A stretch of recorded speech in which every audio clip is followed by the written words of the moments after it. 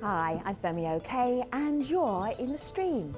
Today, remembering the Great Divide, we discuss the legacy of the 1947 partition and the work of those who are rethinking India and Pakistan's shared history.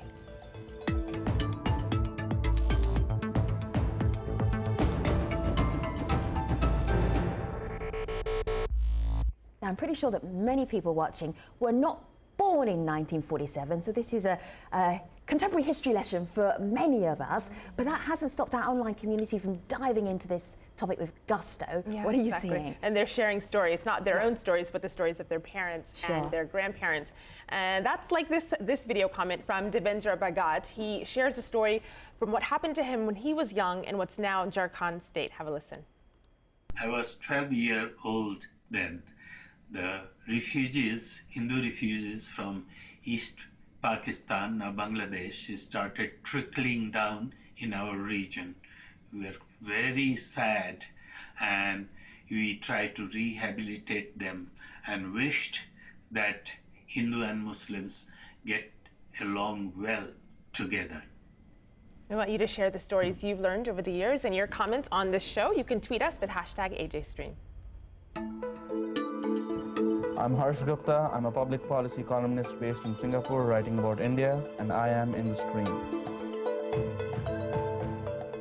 Pakistan and India marked their 1947 independence from the British a day apart. Pakistanis celebrate on the 14th of August and Indians on the 15th. And for many on both sides, the celebrations and general conversations around independence are dominated by a sense of national pride. Perhaps most symbolic of this is the rivalry displayed at the Wagah border lowering of the flag ceremony. That's a military practice that Pakistan and India have jointly followed since 1959.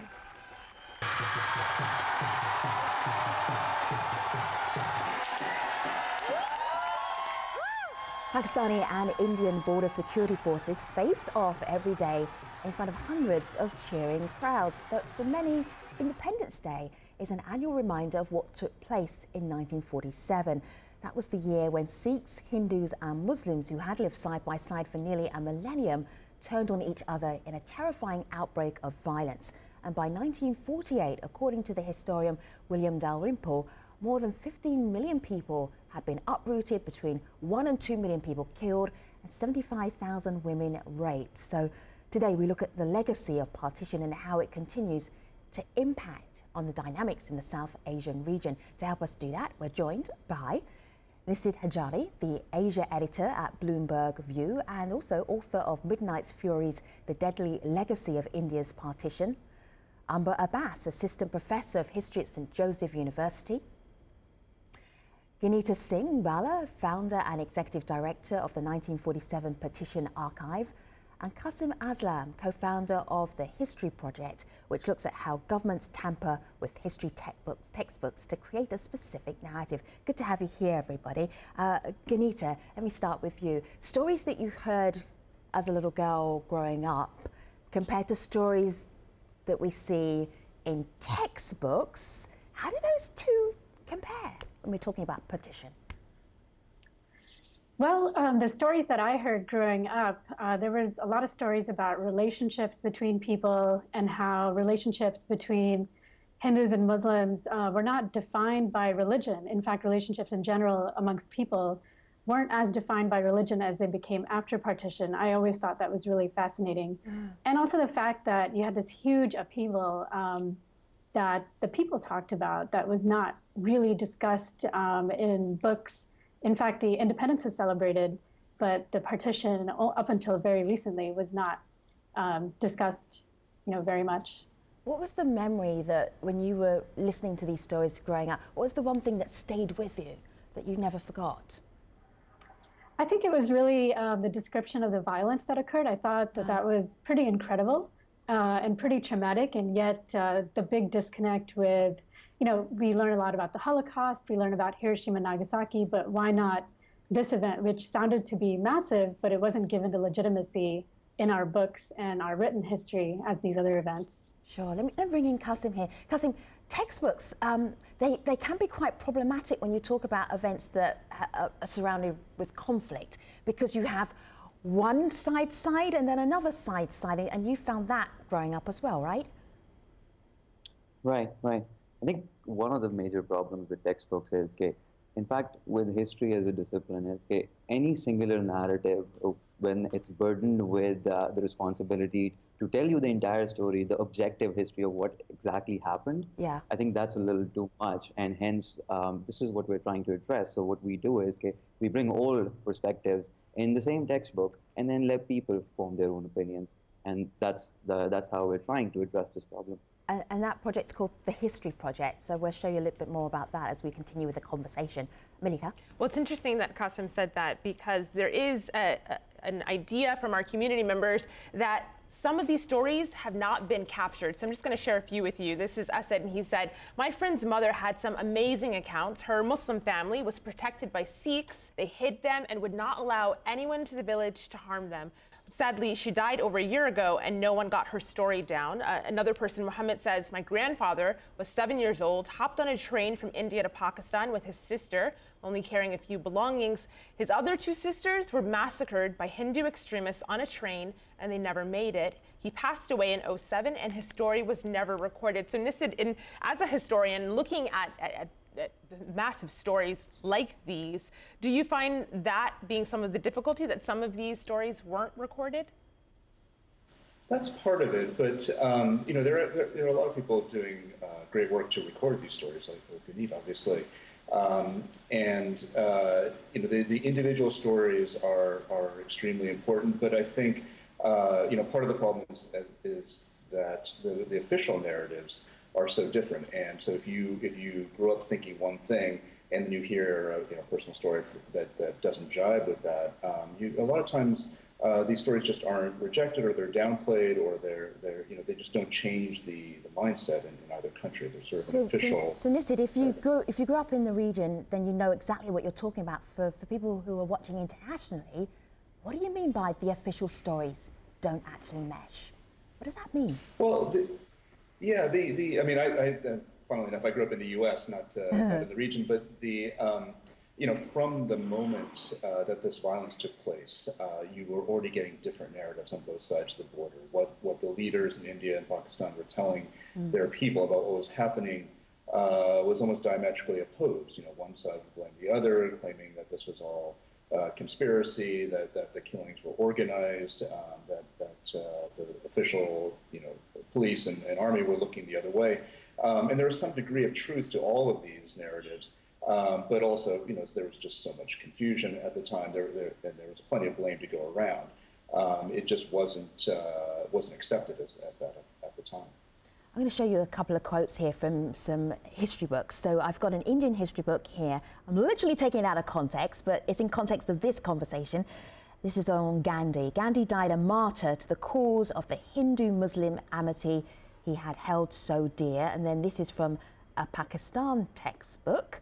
Jinnah disapproved of the radical Hindu approach which Gandhi brought to the Congress movement and left the party in 1921, arguing that Gandhi's approach was likely to lead to division between the two communities. Jinnah is the head of the Muslim League and thought to be like the father of Pakistan. So Amber, for us here, does it matter that we've got warring textbooks? If we bring us up to date right now, we can see, obviously there was a lot of bad feeling there. Does it matter that the textbooks are in conflict too? It absolutely matters. And I think that that's one of the real challenges in teaching and talking about partition, is that the feelings are so deeply entrenched on both sides of the border. And I would add, we're not just really talking about two post-partition states in speaking about India and Pakistan, but I think it's important to remember that the creation of Bangladesh in many ways can be connected also to the outcomes of the 1947 partition, and that there are memories of people in Bangladesh also who are linked to these histories, and their feelings about national identity should be included in the way that we think about partition. One of the things that's really fascinating about thinking about partition, and you raised this point about people growing up in the region or outside, is that in the United States, in England, and Canada, we may have students of Indian, Pakistani, and Bangladeshi descent sitting next to one another in classrooms in a way that they can't in the subcontinent itself. And that provides a tremendous opportunity for teaching multiple perspectives. Well, Qasim, really, what she just said leads directly to your experience, and I want to bring that up via this tweet. This is someone who wrote us saying, the young generation today knows little about partition, and that little is gleaned from various sources. So, Qasim, I'm interested in hearing the first time you met another young person from India and what that experience was like.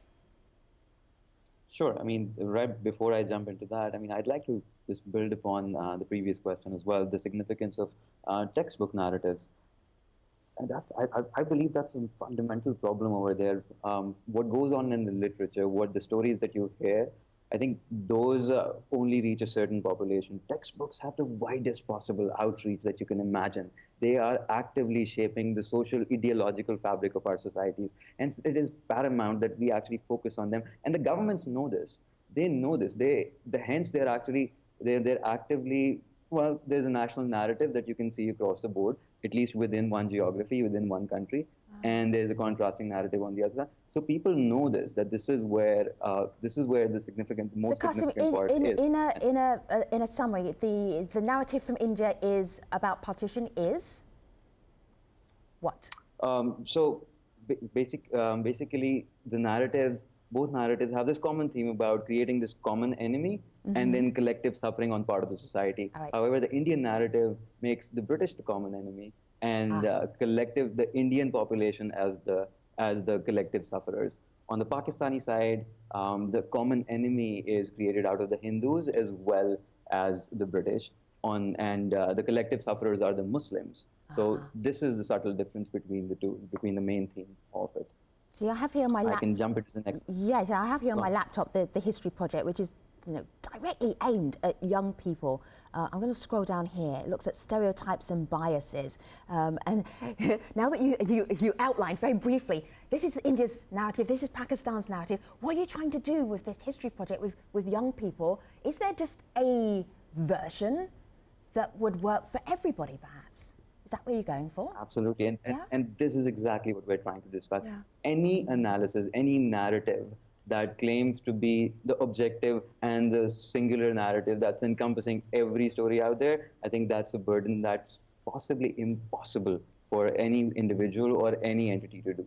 And hence, what we're trying to do is we're taking a step back, and then we're putting both narratives, rather all narratives, and we're encouraging, and we're going to kids as young as 12 to 16 in their formative years, and we're introducing them to not just both sides of the stories, but we're encouraging them to research for themselves all sides of the stories, and then form their own opinions. If they continue to form the same opinions, that's perfectly fine, but at least we're inspiring them to ask questions and define what their identity is, as opposed to somebody else defining it for them. There's a great South Asian historian, David Gilmartin, who has argued that the way to tell the story of partition has been actually, or should be, to look at the multiple realities that partition generated. And I think that concept is really helpful, and it comes out very much in the kinds of work, the kinds of stories that the Gunita is collecting in the 1947 Partition Archive. I've collected a large collection of oral histories from Muslims who experienced partition, and tried to bring those voices to bear on the history of partition that has been overwhelmingly told from the Indian side of the border, and partly because the borders are not navigable by Indian and Pakistani scholars who are not typically able to move between. And so bringing those individual voices into it is critical. See, this is the point that Malika was bringing out from our online community. Go ahead, Qasim. But one of the things that Malika brought up, and we haven't yet addressed, is young people. Do they even care? Are they concerned about this? It's 68 years ago. Qasim, pick up.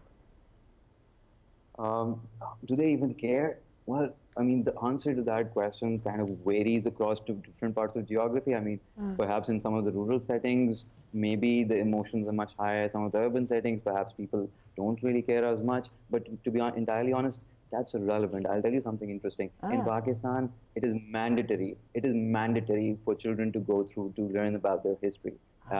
They cannot pass their examinations. They cannot graduate without going through history. And whether they like it or not, whether they're interested in it or not, it is subconsciously, very actively shaping their perceptions, their ideologies. And in turn, it's actually dictating their behaviors, how we receive information. How easy is it for Pakistanis to accept that anything that goes wrong if the politician comes on this, takes the stage and just says, okay, oh, it was an Indian conspiracy, it's so easy for us to actually do that. And why is that? It's partly because the groundwork has already been laid out, and it's through textbooks that this framework is being laid out in the minds of young people.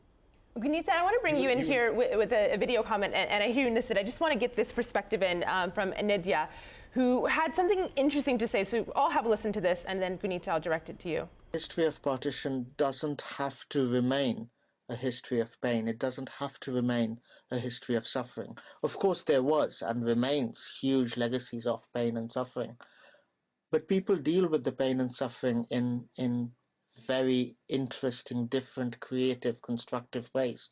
People cope, people survive. And I think one of the ways in which people survive through and with these painful memories is by establishing very strong positive connections with people and places that are seen to be the other side, seen to be the enemy. So Gunita, he talks about establishing a connection with the other side. I know that you've recorded thousands, 2,000 stories from people. Are people doing this? Yes, absolutely. So what happens is, as somebody had pointed out earlier, the borders currently in South Asia are impenetrable. But what we can do over the internet is that all these different communities, people from India, Pakistan, Bangladesh, the UK, all over the world can connect about partition. So you can see that really clearly on our Facebook page. I think there's about 235,000 people right now that are engaged. And if we post stories twice a day, if a story from somebody from India is posted, they talk about their old village in Pakistan, people from that village or that area in Pakistan, young people. So it shows that young people do care, and they understand that it's a part of their identity once it's brought up to their awareness. They'll start posting photos of their old houses that were left behind. And that's an amazing connection that was not possible before because people are not able to communicate across these borders. I grew up in India very close. I spent a lot of time very close to the border with Pakistan, but I'll have to say that Pakistan to me, growing up in Punjab was this huge sort of mystery. It was easier for me to come to the US. It was easier for me to go live in Japan than it was to just walk a few feet over into Pakistan. And that's a group of people that I share language with and all these cultural identities with. So that's something that we can do over the internet, of course, by leaving the subcontinent. Sure. If I can just jump in really quick on that. Let me just bring back Nisit, because Nisit was waiting very patiently, and then I'll come back to you, Amber. Nisit, go ahead. What did you want to add? No, I was just going to say to this point of the impenetrable borders. We get asked this question all the time about how whether this divide can ever be healed. It's been almost 70 years. It's still as virulent as ever. And this is how you need to do it. Right? You need to increase trade. You need to lower borders. You need to increase exchanges of people. On both sides of the border, the vast majority of these populations were not directly affected by partition. Many have heard the stories, but if you're talking about India in particular, the great majority of the population wouldn't even have those stories because their families weren't directly affected by the violence. So it's what they're learning through history books, it's what they're hearing from their politicians that conditions the hostility they have towards one another. And the only way to break that down is to have them, actually see and talk to each other and do business with one another, sort of notice that these boundaries are artificial and don't need to be as strong as they are. Sure. Amber, go ahead. Well, I think to even build more on that point, earlier you had showed footage of the border ceremony that takes place in Vaga. And we can read that border ceremony in a variety of ways. And one of them certainly is the sort of demonstrations of hyper-nationalism that take place with the people in the stands cheering on their own troops. But we can also read it in some ways as a possibility of cooperation, because when we look at the soldiers performing that border ceremony, what we see is that they perform in unison. And that is the outcome of a particular kind of agreement that India and Pakistan have been able to make. And I think that is maybe a grain of possibility, maybe a hope for the possibility of other kinds of cooperation that may be able to be built. If I might just add a little point over here. Qasim and then Amber. Go ahead, Qasim. Yeah, history is also about which sections do you highlight? Even the footage that you were showing about the border ceremony, the part that wasn't highlighted in this footage was the fact that at every Eid, the Indian security forces, they actually give mithai, which is a form of a sweet, to the Pakistanis. Now, this part isn't highlighted, and that's also very ceremonial. So now, right now, so for somebody who doesn't know about what goes on, they would actually imagine that that's actually really fierce and there's competition going on. And all of a sudden, there's another story that I just added. Now it's going to shape their perception as well. So history is also about what you highlight. And hence, we actually continue to argue that people need to... Kasim just told us off live on TV. Thanks, Kasim. Meanwhile, back with the community, Malika. There is a lot of talk about how we get to reconciliation, how we get past the legacy, really, of partition. And one of the things that comes up is Kashmir. So this is a tweet from Faisal, and he says, the ghosts of partition for India and Pakistan will hunt them until they let Kashmiris decide their future. It's an unfinished agenda. Nisid, your thoughts on that? Yeah, this is again, this question that always comes up. How do you know, who does Kashmir belong to? How do you let people decide there? Why weren't they given the right to decide earlier? You know, the fact is, to be totally blunt about it, you know, basically India controls about a third of Kashmir, Pakistan controls about a third, and China controls a third. And no one's going to give that up. You know, the three sides really, and particularly India and Pakistan, are going to have to get to the point where they find a way to accept you know, who controls what at this point, and perhaps make the border between them a soft border where you have a free flow of goods and people. This is a deal that was almost reached a few years ago under President Musharraf in Pakistan. You know, everyone knows what the deal is going to look like, and there's a lot of rhetoric around it and a lot of posturing. But sooner or later, we're going to have to come back to that particular deal. No one's going to give up the Kashmir that they have. Let me show you something really beautiful. This is the 1947 archive. This is something that Ganita is working on with many other people. Let me just scoot down here. Gives voice to untold stories. And then I want to show you one story, just a little bit of Shane Ali's story. Now, what I can tell you about Shane is that all of his family were murdered in front of him.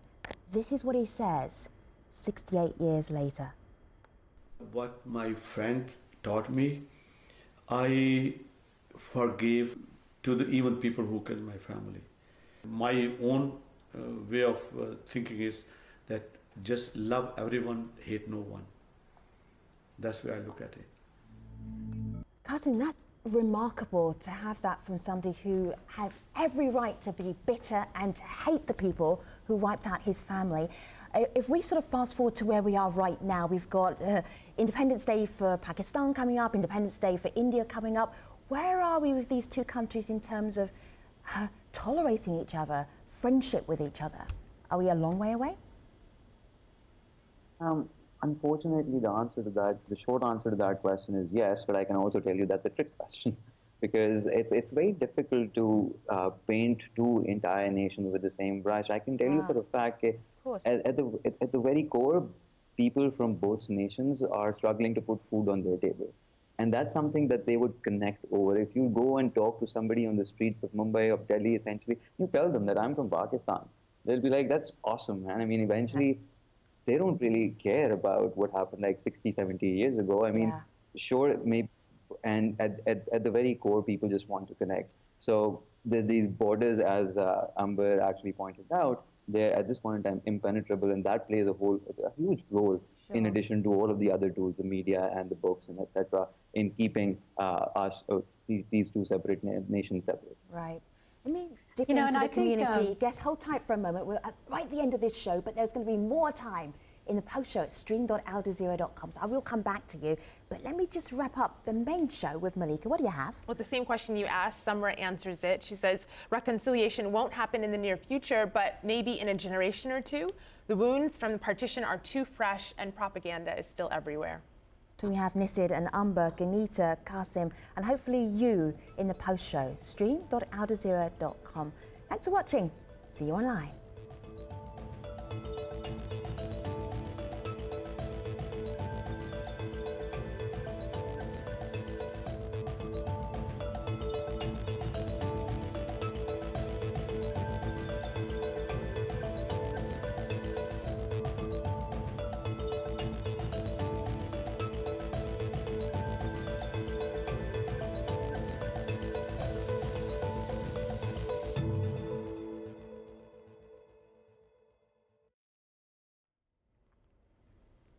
Hello there, this is the Streamed Online Post Show. We've been talking about the legacy of the 1947 Indian Partition as we're heading towards Independence Day for Pakistan and for India. Now, if you're thinking about what can I share on my social media, glad you asked. Have a look here, stream.aljazeera.com. This was made by one of our brilliant colleagues and the team, but mainly Noor. 1947 Partition Rewriting History.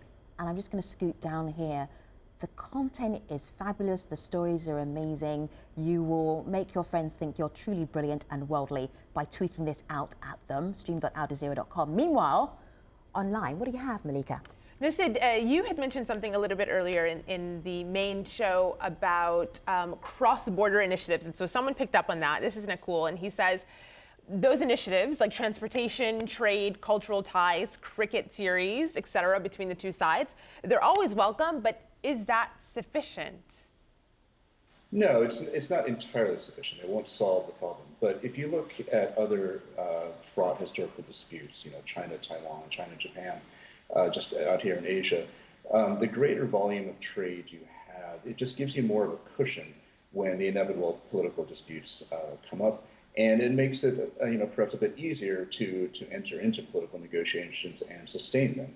So, increased trade will not solve the terrorism problem that India complains about with Pakistan. It won't solve Pakistan's security fears about, the size and intent of the Indian military. But it's a sort of a necessary precursor to sort of improving the atmosphere before you can, deal with those more difficult subjects like Kashmir and so forth. So I think that's where you need to begin, rather than trying to solve the political problems first and only then say, okay, now we can allow your goods into our country.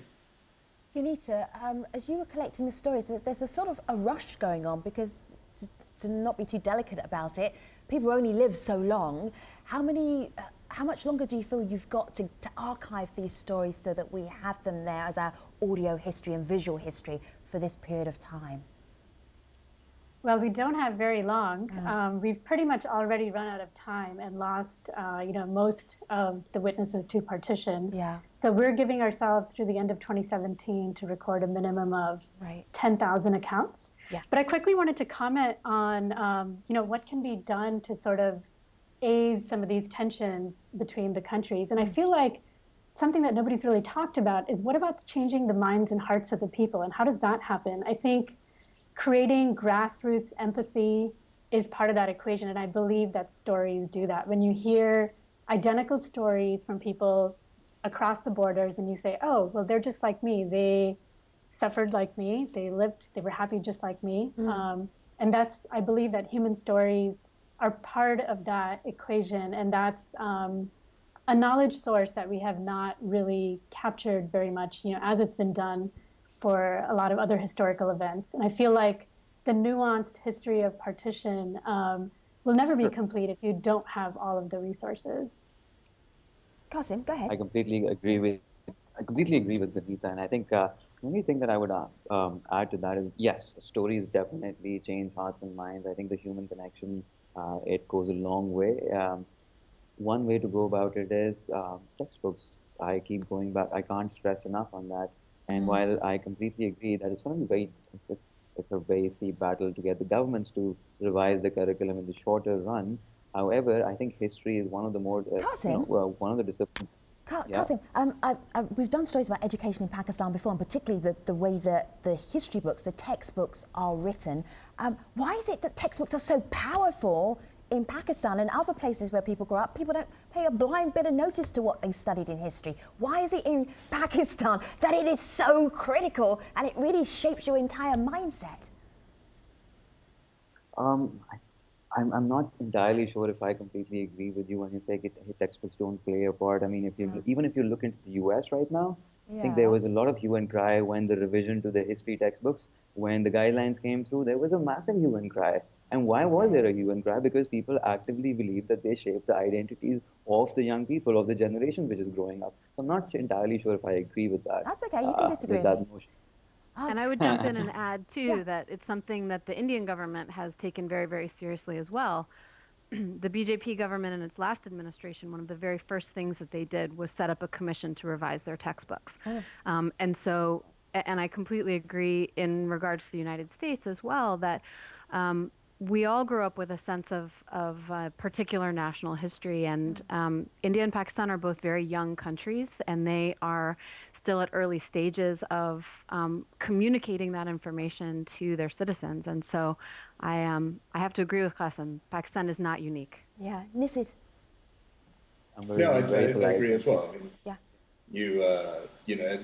I mentioned China and Japan earlier. I mean, they're still fighting over their textbooks. To this day, there's history. There are parts of the world. I mean, I think America, in some way, may be a little bit unique in this. There's a sense in which history is something that you can discuss and debate, but there's a lightness to it. When people say, "Oh, that's history," it's something that's in the past. You brush it off. It maybe doesn't feel quite as real. But America's obviously in a very comfortable position.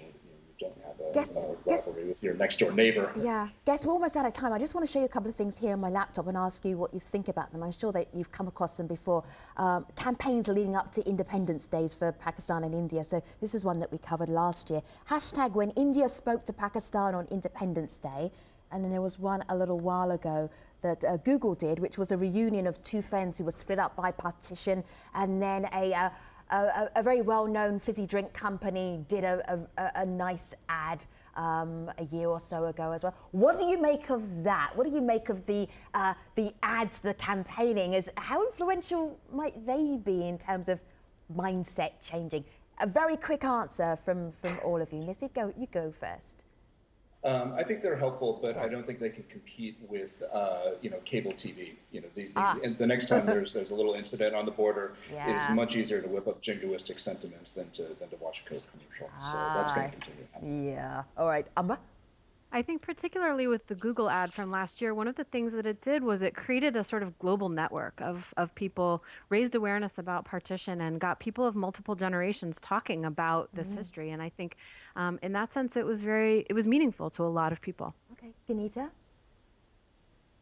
Yeah, I definitely agree with everything that was said. And I also think that I think the ads are pretty powerful, especially the Google one. And you can see the number of hits that it got. I think it was like 10 million within just a couple of days of being launched, the reunion ad. And I think that says a lot about people's sentiments, and it does have a lot of power. All right. More powerful than a textbook, Qasim? What do you It's difficult to follow everyone, but I echo everything that everyone said over here. But just one quick point. I think to the point about the cable television churning out hate content or whatever you want to call it, I think it's a bit about demand and supply. And if people actually collectively try and start to shun hate content being churned out, well, cable TV will update their content as well. Yeah. So it's about sharing stories, and I think they're very powerful in shaping the identities of the overall society. Thanks for your thoughts, everybody. Let me leave the last thought with the community, Malika. I'll give this to Anindya on Twitter, who says, oral histories of 1947 challenge nation states' narrative of history, and the story is always more complex than one assumes, which I think we found to be true today. Absolutely. So Nisid, Amba, Ganita, and Qasim, thank you for your time today to talk about an event that happened 68 years ago, but is still very present in South Asian history and actually global contemporary dynamics today. Really appreciate your time. Take care, everybody.